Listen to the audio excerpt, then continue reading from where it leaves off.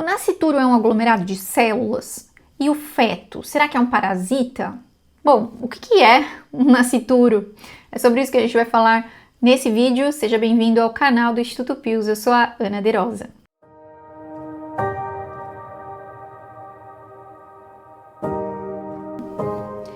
Bom, o que significa nascituro? O nascituro, esse termo, ele vem do latim nasciturus, que significa literalmente aquele que há de nascer. Então, por isso que a gente usa essa palavra, né? A palavra nascituro, para nos referirmos ao bebê que ainda não nasceu, aquela pessoa que ainda vive dentro do útero materno, né? Então por exemplo, assim, na área do direito, por exemplo, então o nascituro, ele é um ser humano, ele é uma pessoa, né, um ser humano que já foi concebido, mas ainda não é nascido, não nasceu ainda. Então, inclusive a própria lei brasileira já reconhece ao nascituro direitos fundamentais. Bom, o direito à própria vida. Já aproveita para dar um joinha aqui nesse vídeo, porque isso nos ajuda a alcançar mais pessoas, e também não se esqueça de se inscrever aqui no nosso canal para continuar estudando e aprofundando os seus conhecimentos. E assim, um significado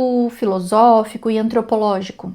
O que seria o nascituro? Seria então a pessoa em desenvolvimento, né? Um ser humano dotado de dignidade humana intrínseca, né? Ou seja, aquilo que é próprio dessa pessoa, algo que faz parte dela, é intrínseco, né? Pertence a ela. Então, não é... Aí tem um problema que às vezes as pessoas se enganam. Não é que é uma vida em potencial, né? Uma pessoa em potencial, porque não se desenvolveu ainda.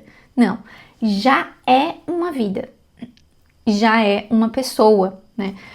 Então, é uma vida humana que já teve o seu desenvolvimento iniciado. E isso é uma coisa muito simples, muito básica, que as pessoas às vezes parecem fazer questão de ignorar, que é justamente as fases de desenvolvimento.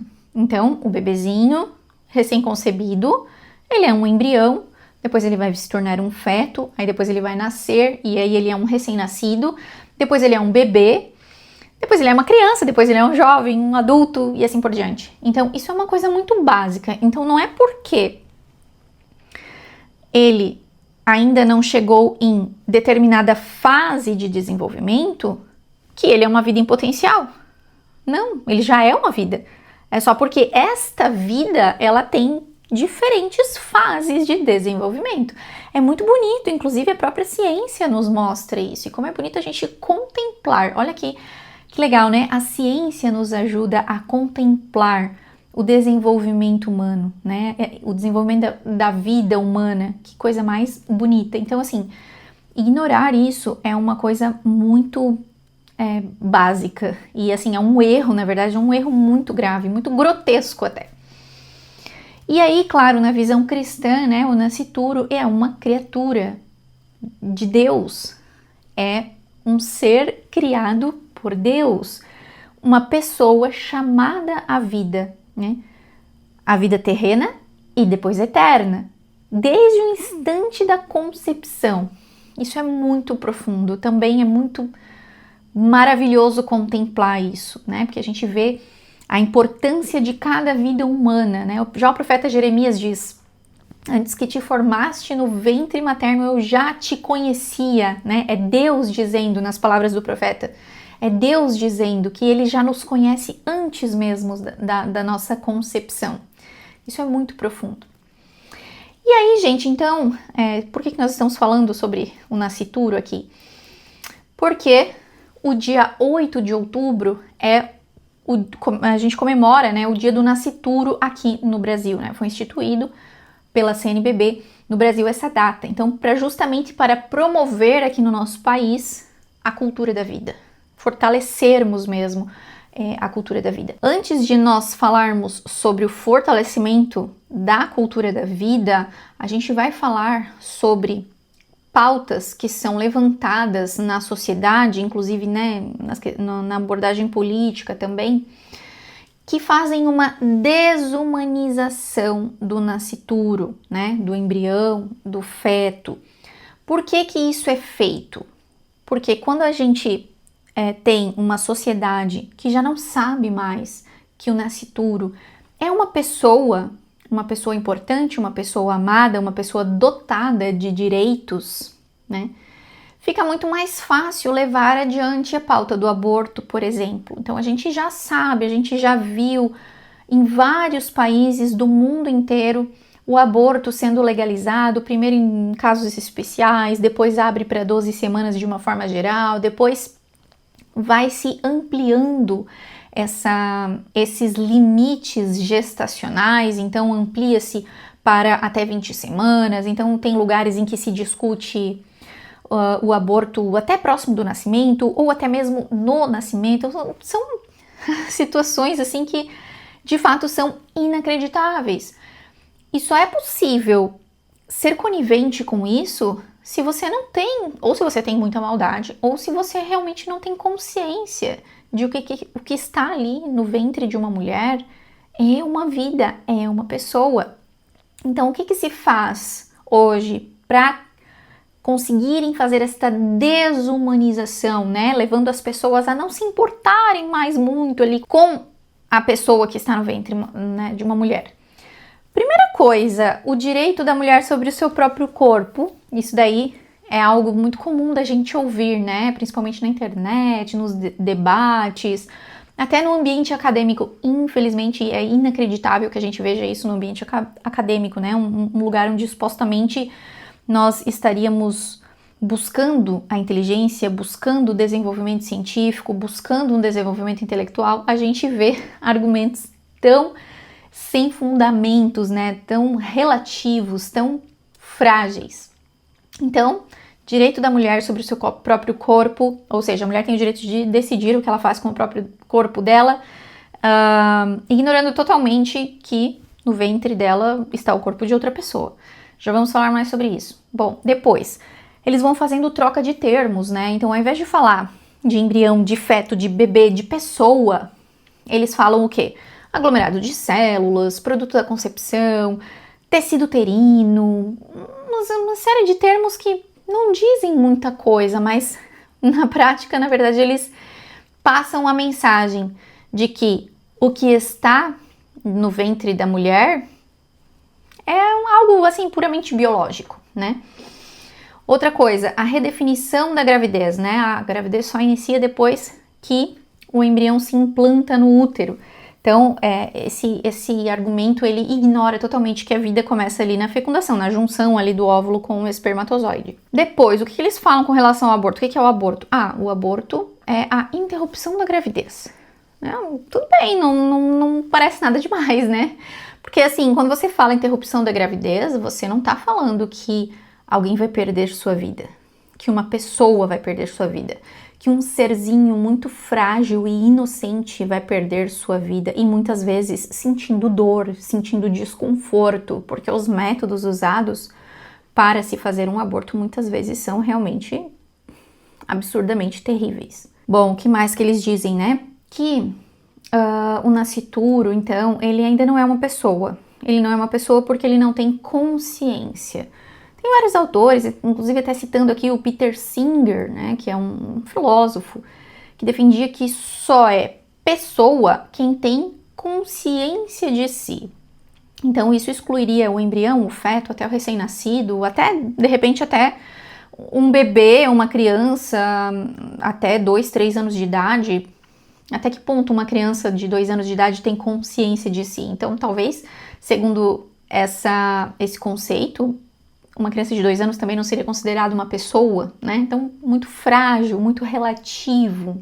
Também se utiliza o argumento de que o feto não sente dor. Então, por conta disso, ele poderia ter a sua vida ceifada, eliminada. E ainda muito se fala sobre o critério da viabilidade, ou seja, o feto só seria uma vida ou uma pessoa quando pudesse então sobreviver fora do útero, né? Então, o embrião, ele não tem vida independente, ele depende totalmente do corpo da mãe. Então, por isso, ele não deveria ter direito à vida, ele não, né, não seria uma pessoa.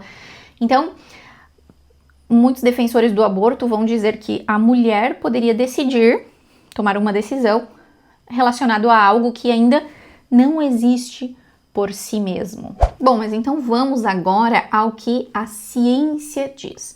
Inclusive com relação a todos esses argumentos que eu citei anteriormente que desumanizam o nascituro. Começando lá pelo primeiro que eu falei, meu corpo, minhas regras. Bom, obviamente que o bebê é outro ser humano, ele é outra pessoa, né?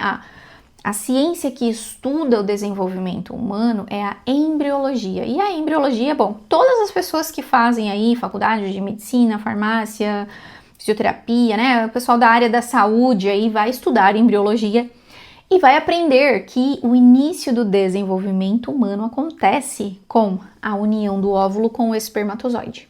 Então, nesse momento, nós temos o início do desenvolvimento humano. O que acontece em seguida?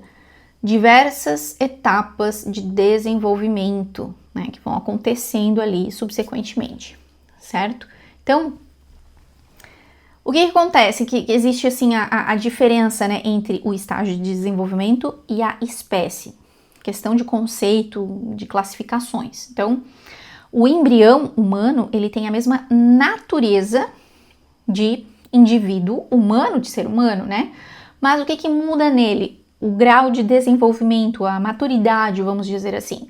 E não a sua essência, e não a sua natureza. Então, o embriãozinho, ele não é um ser de outra espécie, né? Ele é, de fato, um ser humano em um estágio muito inicial de desenvolvimento. Então, nós temos ali as diversas etapas de desenvolvimento de um ser humano. Primeiro, ele é um zigoto, né? Quando o óvulo e o espermatozoide se unem, eles dão origem ao zigoto, que é um organismo unicelular, ou seja, é um organismo que contém uma única célula. Imagina que o nosso corpo ele tem milhões e milhões de células, né? E o zigoto ele tem uma única célula. Imagina que essa única célula ela tem capacidade de se autodesenvolver, né? Transformando-se num embrião que depois vai se transformar num feto e depois assim por diante.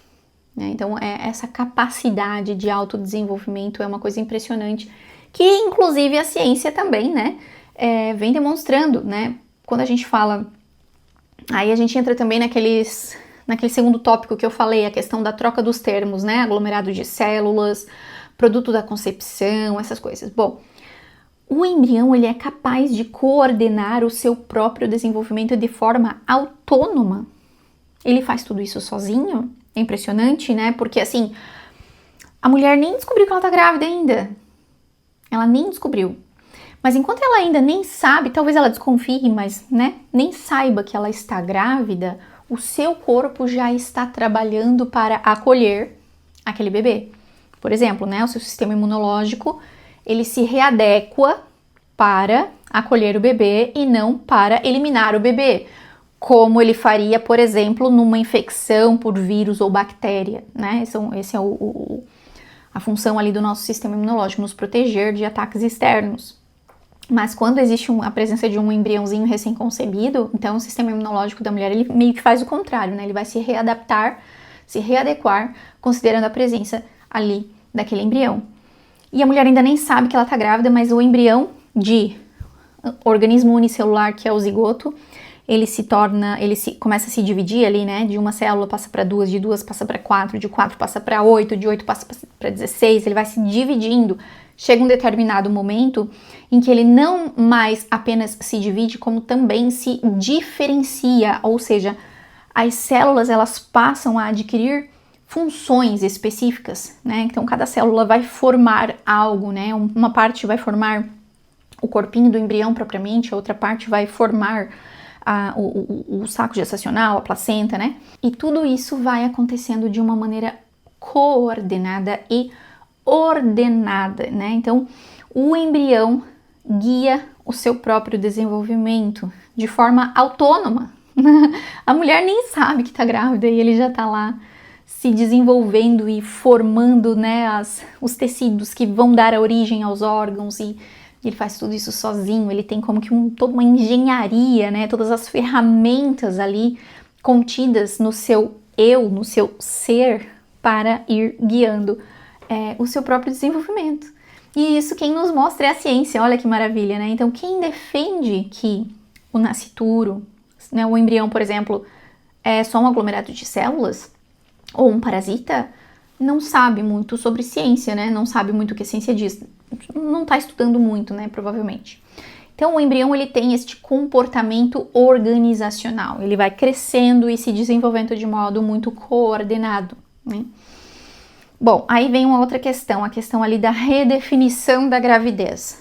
Então, inclusive, documentos oficiais de órgãos médicos aí mundo afora dizem, então, que a gravidez só se inicia após a implantação no útero. Bom, o que significa isso, né? Primeira coisa, isso é uma manipulação da linguagem. A gente, inclusive, fala sobre isso no nosso livro Abortos Ocultos e a Mentalidade Contraceptiva, né? Manipulação da linguagem. Ela é uma linguagem, na verdade, que vai desumanizar aquela nova vida. Como eu falei no começo ali, né? Tudo que é feito para desumanizar o nascituro.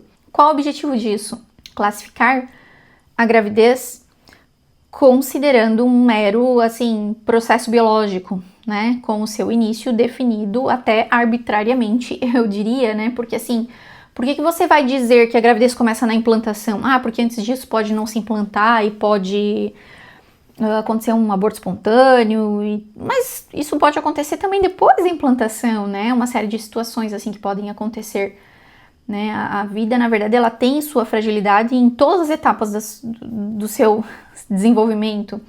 Então, não faz sentido você simplesmente definir arbitrariamente o início desse processo. Então, primeiro que já não se fala de pessoa, de vida humana, se fala de quê? De gravidez, como um mero processo biológico, né? Então, você já não tem aqui aquele olhar humano para o nascituro, né? É algo puramente biológico. E assim, se a embriologia nos mostra que o desenvolvimento humano inicia no momento ali da fecundação, esse tipo de classificação, ele vai ignorar tudo o que acontece antes da implantação. Todo esse desenvolvimento autônomo maravilhoso do embrião se dividindo, se desenvolvendo, se diferenciando, vai sendo ignorado, né? Porque isso acontece antes da implantação. Então, é bem complicado isso, porque realmente essa manipulação da linguagem, ela engana, né? E ela desumaniza. Mesma coisa com o termo interrupção da gravidez. Então, você traz a gravidez como um mero processo biológico, você nem fala que o que tem ali é uma pessoa, né? Pode ser só um aglomerado de células mesmo, né? E aí, depois, você vem e fala em interrupção da gravidez. Faz sentido, né? Nessa nova linguagem, né? Totalmente manipulada. Então, isso também oculta, né, o ato real de tirar a vida de uma pessoa que está se desenvolvendo dentro do ventre da mãe, da mulher, né? Ah, vou interromper aqui esse processo. Mas que processo? Ah, da gravidez. Ah, tá, e o que é a gravidez? A gravidez é um processo que consiste no desenvolvimento de uma pessoa, de uma outra pessoa, né, ali dentro do corpo daquela mulher. Então, veja só que grave que é isso, né? Toda essa manipulação da linguagem que vai, de fato, desumanizando a vida. Então, as pessoas que às vezes não têm muito conhecimento, não têm muita clareza disso, vão facilmente se deixar levar por essa forma de se expressar, tá bom? Bom, o que mais que se fala aqui? O nascituro ainda não é uma pessoa, não tem uma consciência clara, né? Essa questão da pessoa, né? Bom, por um lado, nós temos o Peter Singer defendendo que só é pessoa quem tem consciência de si. Isso pode levar um tempo, alguns anos para que aconteça, né? Então, algo totalmente subjetivo, né, e frágil. E por um lado, já também existem outros estudos de filosofia em que os pesquisadores defendem que o embrião cumpre, sim, critérios metafísicos básicos de pessoa, desde o seu estágio mais inicial de desenvolvimento. Então, isso também, veja só como é relativo. Então, um pesquisador fala uma coisa e o outro pesquisador fala o contrário. Quando falam que não há consenso científico sobre o início da vida, eu digo que não há consenso com relação ao posicionamento dos pesquisadores. Mas existe sim um consenso, que é realmente o que a embriologia nos ensina. Qual é esse consenso? O desenvolvimento humano começa no momento da fecundação. Quem nos mostra isso é a embriologia. Isso é muito básico. e muito robusto, isso não é subjetivo, isso é um dado concreto. Então, como é que eu vou ignorar este dado concreto para levar em conta opiniões subjetivas? Não tem como, não existe isso. Outra questão que se utiliza muito para se defender, né, a legalização do aborto e tudo mais, é a questão ali de que o feto ele não sente dor. Então, bom, por muito tempo se acreditou que o feto ele passa a sentir dor depois de 20 semanas de gestação, porque ali ele já tem todo o seu circuito neurológico já mais formado, né? Então, isso o capacitaria a sentir dor. Mas, olha só que interessante, né? Então, esse argumento da dor, ele é usado, já foi usado em países para se legalizar o aborto até 20 semanas. Ah, se até 20 semanas não sente dor, então pode abortar. Isso também isso é chamado de ladeira escorregadia, né? Porque primeiro você faz até 12 semanas, que é o primeiro trimestre, e depois você usa esse argumento, é tudo arbitrário, na verdade, né?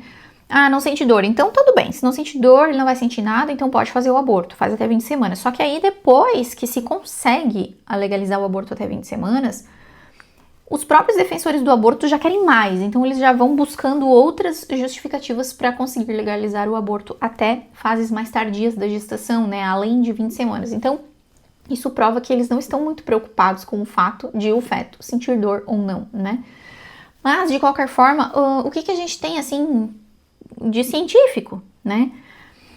É interessante, tem um artigo que ele traz marcos de desenvolvimento neurológico em diferentes semanas, né? Então, ele já percebe que a partir de 7 semanas, ele já observa a existência de marcos neurobiológicos, ou seja, desenvolvimento neurológico relacionado à sensação de dor, tá? Claro que ele fala que a gente não vai poder inferir a dor consciente com base apenas nesses marcos. Tudo bem. Depois, tem outro estudo mostrando que existem vias neurais relacionadas à dor, né, ao comportamento nociceptivo, presentes já por volta de 12 semanas, né, e que outras regiões cerebrais relacionadas a também o processamento da dor já estariam sendo formados a partir de 7 semanas, né. Então, ele conclui, né, que existe a possibilidade de que o feto já sinta algum tipo de dor ou desconforto já a partir de 12 semanas de gestação, né. E ainda um outro artigo, que aí foi diferente, ele não fez uma avaliação só neurobiológica, ele avaliou respostas fisiológicas e hormonais no feto, diante de estímulos nocivos, né? Um estímulo nocivo, algo que faça com que o que é um estímulo nocivo? Por exemplo, eu vou colocar a mão no fogão quente, aquilo ali eu vou sentir, né? Até esse comportamento de você retirar, né? Esse comportamento de esquiva, tem estudos que já observam esse comportamento de esquiva em fetos muito antes de 20 semanas. Então, como é que você vai dizer que o feto não sente dor se você consegue observar comportamento de esquiva antes de 20 semanas, né? Então, existe uma possibilidade ali de que haja comportamento de dor já a partir de 14 semanas, né, de acordo com esse estudo. O que eu quero dizer com tudo isso? Que a ciência não é absoluta. A gente tende a absolutizar a ciência. Então a ciência mostrou que com 20 semanas sente dor. Tá, mas só porque a ciência ainda não mostrou com 100% de certeza que não existe comportamento relacionado à dor antes, isso significa que de fato ele não existe? Será que de fato está correto nós acreditarmos que realmente o feto só sente dor a partir de 20 semanas e esgotou-se o assunto? Então isso é negar a própria ciência, porque a ciência ela não é absoluta, ela está em constante desenvolvimento. À medida que as tecnologias vão se desenvolvendo cada vez mais, nós vamos descobrindo coisas novas. A ciência ela é assim, então a gente não pode absolutizar a ciência, né? E ela nos ajuda a entender, né, o funcionamento do ser humano, ela nos ajuda a encontrar meios para melhorar a vida do ser humano, mas ela não se esgota naquele momento, porque logo em seguida nós temos outro estudo, outro pesquisador que vem, que mostra outra coisa, que mostra um detalhe a mais. A própria embriologia, né? Nós já sabemos muita coisa sobre desenvolvimento humano, mas com certeza ainda há muito a ser descoberto. Então isso é uma coisa muito séria, né? A gente tem que cuidar quando a gente vê, né, assim, argumentos que absolutizam aquela informação. Então, sei lá, né, muitos abortos são feitos até 12 semanas, por exemplo, né? Aqueles métodos de sucção que vão puxando uma parte do corpinho, outra parte, uma perna, um braço, uma cabeça e vai destroçando o corpinho do bebê, né? Até que ponto ele não sente absolutamente nada? Tem como garantir isso? Não sei. Tem estudo mostrando que já tem comportamento de esquiva antes de 20 semanas, que já tem desenvolvimento neurológico relacionado à dor com 7 semanas. E aí? Muito grave isso, né? Então você vai tomar uma atitude, uma decisão baseada numa incerteza, isso é muito grave, isso é frágil. Vejam a fragilidade, né? A subjetividade desse argumento. Então é realmente uma coisa muito irresponsável, né? E aí mais um, né, o critério da viabilidade, né, aquela questão de que o feto só é vida quando puder sobreviver fora do útero. Então se ele depende totalmente do corpo da mãe, então ele não é vida, ele pode, né, ter o seu direito à vida ceifado. Então realmente isso também é muito relativo, pensa bem. Então vamos supor que nós temos aqui um bebê de 24 semanas. Então se nasce um bebê com 24 semanas, ele tem chances de sobreviver. Então ele pode de fato sobreviver se ele estiver em um hospital que tenha uma boa UTI neonatal. Mas com certeza ele não sobreviveria se ele nascesse lá no meio da floresta, no meio de uma tribo de índios. Claro que ele não sobreviveria. Então, realmente, isso significa o quê? Que a sua dignidade humana, que a sua condição de pessoa, ela vai mudar conforme a tecnologia disponível para salvar ela ou a ausência da tecnologia? Vejam como isso é subjetivo. Então, a dignidade humana, o valor desta pessoa não pode depender de circunstâncias externas. A biologia é muito clara. Então, no momento da fecundação surge um novo ser humano em desenvolvimento, né? É um organismo humano geneticamente diferente da mãe e do pai, né? Com uma capacidade própria de se desenvolver. Então, essa dependência que esse bebezinho, que esse embriãozinho tem do útero materno, não nega essa realidade, né? Isso se trata apenas do ambiente ao qual ele está inserido, né? Então, todos nós precisamos de um ambiente adequado para vivermos e para sobrevivermos. Então, o embrião precisa daquele ambiente para sobreviver e continuar se desenvolvendo. Da mesma forma que um adulto, por exemplo, não sobrevive embaixo d'água, né? Então ele precisa do oxigênio para respirar. Então são questões tão simples e tão básicas que é um pouco inacreditável a gente ver isso, que são utilizadas para desumanizar o bebê. Então, de fato, a dignidade da pessoa não se baseia naquilo que ela pode fazer, né? Ah, se ela é autônoma, se ela é independente ou se ela é racional, né? Porque não faz sentido. O que faz sentido é que a dignidade dela se baseia naquilo que ela é e não naquilo que ela faz, entende? Se a gente ficar levando em consideração todos esses critérios funcionais, né, nós poderíamos excluir uma pessoa que está em coma, por exemplo. Ela está totalmente dependente de aparelhos. Então ela não é uma pessoa, então ela pode ter sua vida descartada, né? Então, assim, realmente não faz sentido. Ou não precisa nem ser uma pessoa em coma. Pode ser uma criança pequena, um bebê recém-nascido, uma criança de 1 ano, de 2. Né? São totalmente dependentes. Precisam de ajuda para comer, né? Para sobreviver. Então, ela não é uma pessoa, ela não tem dignidade. É muito grave a gente ficar atribuindo critérios arbitrários para classificar se aquela pessoa é um ser humano merecedor de viver ou não, né? E aí tem uma outra questão que, assim, ó, esse argumento da viabilidade, ele acaba colocando a mulher como árbitra, como a pessoa que decide, né? Meu corpo, minhas regras, eu tenho o direito de decidir sobre o meu próprio corpo. E aí, assim, ela tem o direito de decidir sobre a vida do feto. Por quê? Porque ela está em uma posição de maior poder, ela está numa posição superior, ela está falando sobre um ser indefeso, que é o bebê no ventre. Então, isso cria uma relação que é totalmente desigual.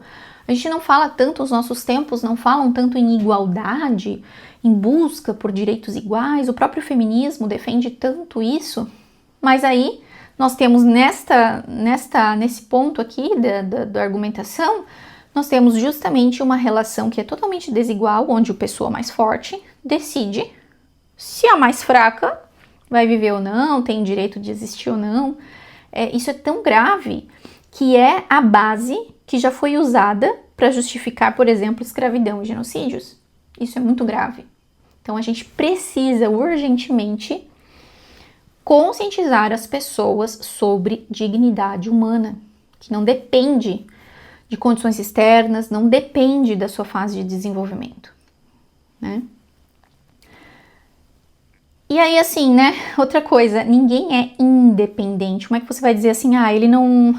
a gente pode fazer o aborto porque ele não tem viabilidade, ele é totalmente dependente do útero materno, mas assim, mesmo um bebê de RN, um bebê RN é totalmente dependente da mãe, como eu já falei, as crianças de 1 ou 2 anos, mesmo crianças maiores, né, uma criança de 6 anos, por exemplo, ela também não sabe se virar sozinha, ela não sabe cozinhar, preparar a própria comida muitas vezes, né? Os idosos são dependentes, requerem cuidados, requerem mais ajudas, e mesmo os adultos, pessoas, né? Todo ser humano em algum grau é dependente de algo e de alguém. Nenhum de nós é absolutamente autônomo, né? Então nós dependemos de água, nós dependemos de alimento, nós dependemos de oxigênio, nós dependemos das relações sociais para sobreviver, né? Para eu sobreviver, eu preciso comer. Para eu comer, eu preciso ir comprar algo no mercado que outra pessoa preparou, que outra pessoa embalou, né? Então a gente está sempre na dependência de outras pessoas e de outras coisas e de outras situações. Então, se dependência significasse não ser pessoa, nós teríamos que negar a humanidade, a pessoalidade, há milhões de pessoas que estão em situação, que vivem em situação de fragilidade e que dependem totalmente de outra pessoa para sobreviver.